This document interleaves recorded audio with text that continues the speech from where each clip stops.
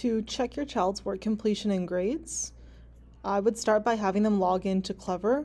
Every child has their email address and password. If they say they can't log in, feel free to reach out to us and we can give you that email address and password so you can log in.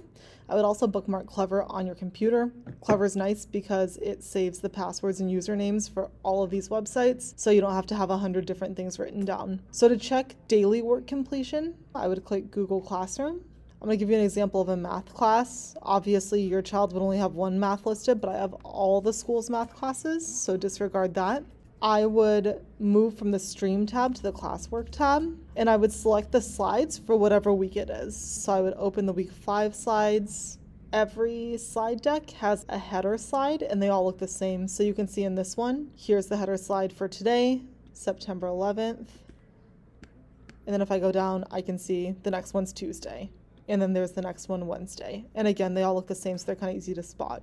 I'm going to go past all of what they did in class today, and I'm going to make it to the tasks section. Under tasks, where you're going to find what their homework is for the day, if they have any. I can see in this class, they don't have homework. We don't assign a lot of day-by-day homework besides what they don't finish in class. But this teacher is giving a reminder that there's going to be a lesson due on Thursday if they want to get started on that ahead of time.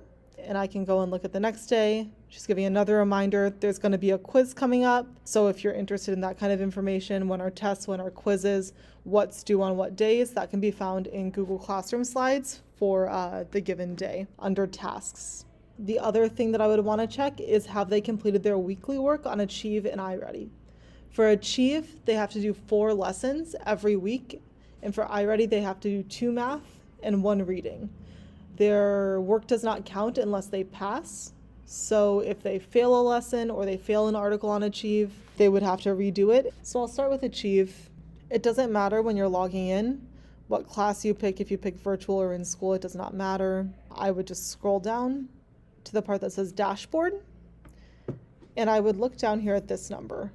It says number of activities completed at 75% or higher. Those are the ones that will count and that they would get credit for.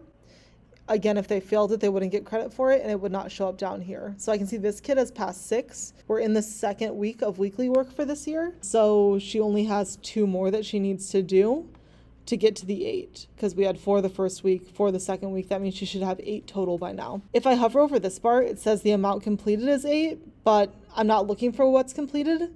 I'm looking for what she actually passed with 75% or higher. So I would disregard that. For Achieve, if you want to type in any keyword, it will give you articles based on that, and it will give you articles at your level. The kids take an assessment at the beginning of the year to determine their Lexile level. They do the same thing for iReady to determine their math and reading level, and they get content and practice based on their level. So it won't be too hard for them and it won't be too easy for them because it's based on their scores. They can complete either 5-step lessons or article and activities, but they should never try to do an article in discussion because the discussion part isn't going to give them any credit. They would need that activity part in order for it to count for a grade. If they're doing a 5-step lesson, I can click on this as an example. They don't need to do the ready.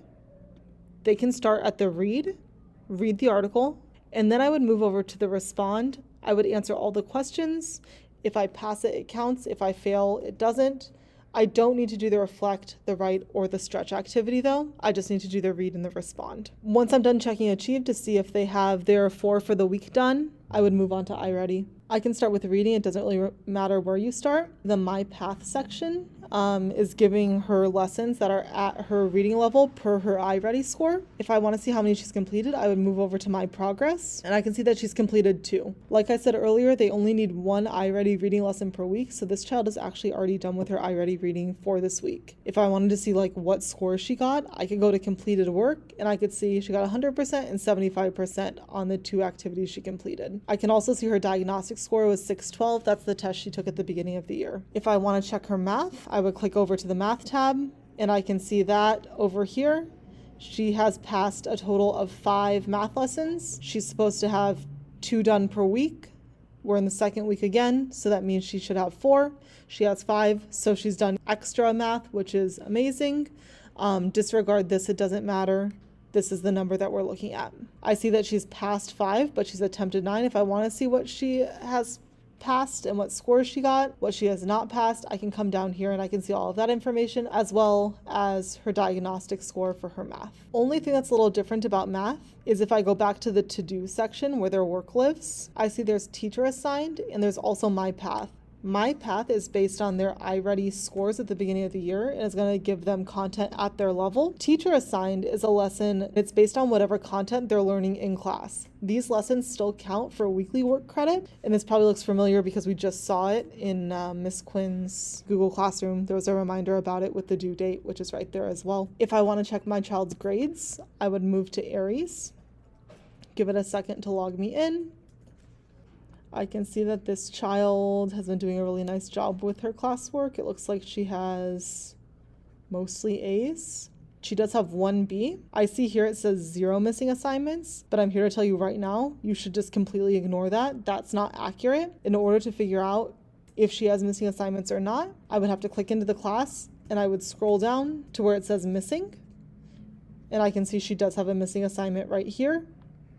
I can see that she's done well on all of her other assignments, and that there's some other things that are going to be graded down here, but that have not been graded yet. If I were this child's adult, I would say, okay, what is this? I'm seeing Friday 8/18 BOY survey. My next step would be to go back to Clever, to go to Google Classroom or just classroom.google.com, either one works. And then I would open up that class. So I would click and open that. I would go, okay, it said August 18th. So I'm going to go to classwork and I'm going to scroll down to the week of August 18th.